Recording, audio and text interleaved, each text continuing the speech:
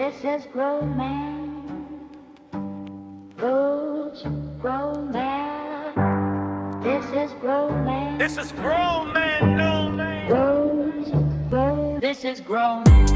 This is grown man. Roads, grown man. This is grown man.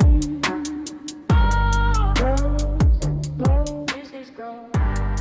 Fellas, what is it about therapy that we're so afraid of? I've been going to therapy for about a year now, almost, in August. And honestly, I've been comfortable with the process from the very beginning. My therapist is awesome. It's a nice experience.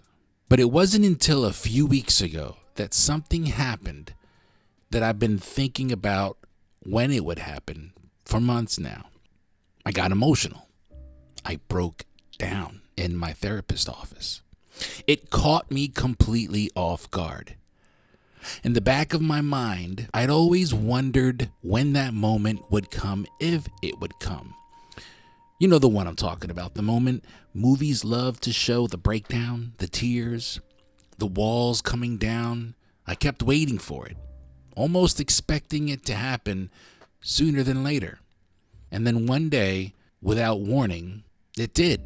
And afterward, I found myself asking a different question. Is that what we're really afraid of when it comes to therapy? Are we afraid of the possibility that something buried so deep inside of us might suddenly come to the surface? Are we afraid of losing control for a moment? Are we afraid of being vulnerable without the defense we've spent years building? Because here's the thing. You can be vulnerable and still have safeguards in place. You can share parts of yourself while you're still in control of the conversation. You can decide how much someone gets to actually see. But therapy has a way of reaching places you didn't even know were still locked. Hell, you didn't even know they existed. And I think that's what scares people. For me, it wasn't therapy itself that was intimidating. It was the unpacking. You walk into therapy thinking you're going to deal with one or two things, talk about this and that, maybe a relationship, maybe stress, maybe childhood. You think you'll unpack a few boxes, organize some shelves, and you move on. Instead, you realize you've been living in a house full of unopened rooms. And every time you open one door, you discover there's another one right behind it. And that's terrifying. If I'm being honest, that's exactly where I am right now. I'm learning that growth isn't always dramatic. Sometimes it's sitting in a chair talking about something that feels ordinary. Sometimes the session feels uneventful. Sometimes you even leave wondering if you've accomplished anything. But then, days later, something clicks. A memory surfaces. A pattern becomes obvious. An emotion you've been carrying finally makes sense. You realize that what felt like an ordinary conversation was actually laying the foundation for something much bigger. That's what therapy has taught me. Nothing is wasted. Every conversation matters. Every question matters. Every uncomfortable silence matters.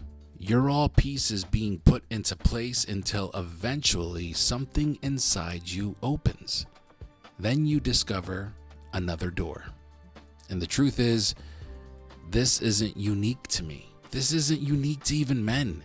It's every single one of us. We all have rooms inside ourselves we've never explored.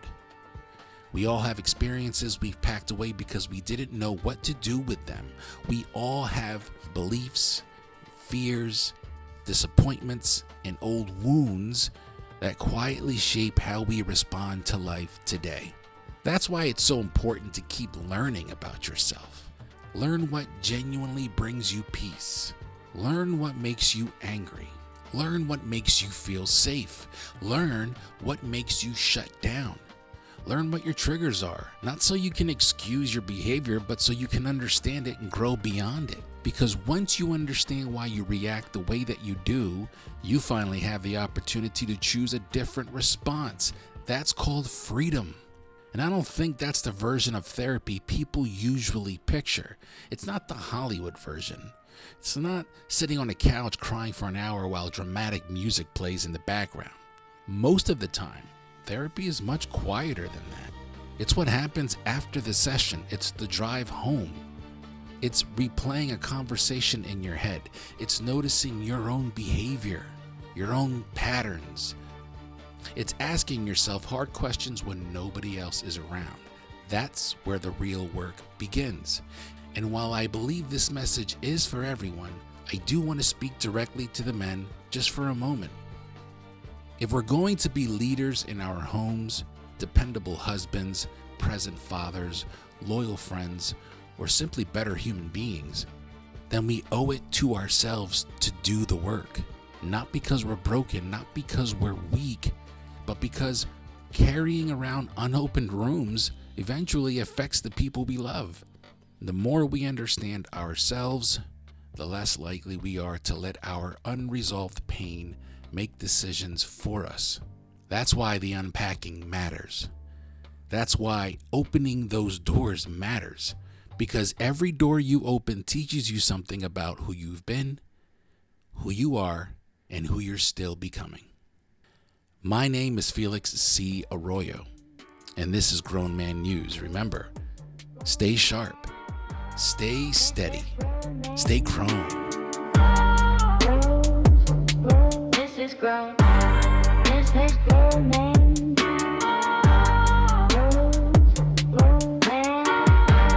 This is grown man.